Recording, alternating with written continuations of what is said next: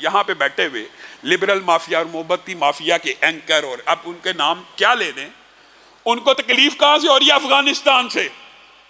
अफगानिस्तान को डिक्टेट करना चाहते हैं, अफगानिस्तान के ऊपर तंज करते हैं। इन अकल के अंधों को बंदा को ये कहे कि इनको डिक्टेशन देने वालों, इनके ऊपर तंज करने वालों, ये इलेक्शन जीत के नहीं आए, ये जंग जीत के आए। ये इलेक्शन जीत के नहीं आए कि तुम्हारी डिक्टेशन सुने, ये जंगें जीत के आए हैं। और इन्होंने किसी भी लिसानी नाम निहाद इंसानी लिसानी निस्वानी हकूक के लिए जंग नहीं लड़ी, इस्लाम के नजरिए की जंग लड़ी है। इनके ऊपर कोई भी निजाम अपना निजाम मुसल्लत करने की डिक्टेशन नहीं दे सकता, ना तंज कर सकता। क्यों दे? जंग जीत के आए हैं। और बड़ी दिल को सुकून पहुंचाने वाली कई वीडियो होती तो बड़ी लाइट होती हैं, मज़काहेज होती है, लेकिन दिल को कैसा सुकून पहुंचता है। शायद तरीह इंसानियत का सबसे महंगा झूला तालिबान ने बना लिया है।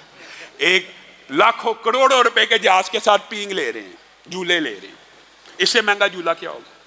इस तरह की कई मर्तबा वीडियो देखें, पिसा हुआ तबका इतनी सी बातों से भी खुश हो जाता है। मुसलमानों के ऊपर मजालम की एक लंबी चौड़ी दास्तान है। लेकिन अपने मैं अफगानिस्तान के भाइयों से भी आज कुछ बात कहना चाहता हूं।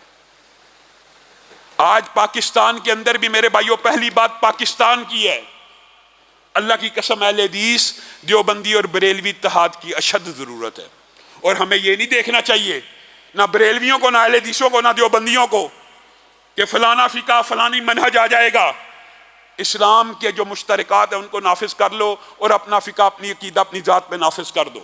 ये भी इस्लाम की कामयाबी है। अगर तुम पाकिस्तान के अंदर से फहाशी और यानी बेहयाई को खत्म कर दो, ये तो तीनों में मुश्तरक है। सूद को खत्म कर दो, ये तो तीनों में मुश्तरक है। इस्लामी सजाओं का निफाज कर दो, ये तो तीनों में मुश्तरक है।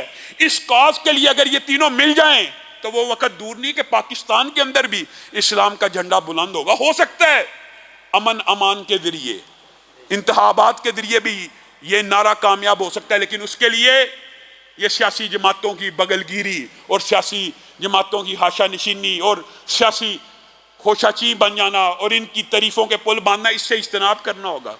अगर आप चाहते हैं आप इस्लामी सियासत करें तो अहले हदीस देवबंदी बरेलवी मिलकर इस खित्ते के अंदर भी इस्लामी मुश्तरकात के लिए जिद्दोजहद कर सकते हैं और कामयाब भी हो सकते हैं।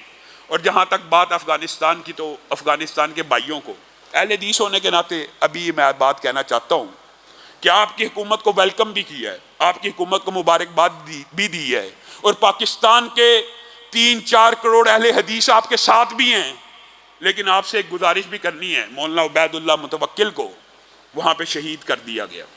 अहले हदीसों के बहुत बड़े आलम दीन हैं, उनको आपके इलाके में शहीद किया गया। आपकी जिम्मेदारी है आप उनके कातिलों को पकड़ें। हो सकता है यह फिरका वरीयत की आग और एक दूसरे के दिल के अंदर हसद, नफरत, बुग़्ज़ पैदा करने की कोई साजिश हो। अगर आप उनके कातिलों को पकड़ लेंगे वो साजिश बेनकाब हो जाएगी।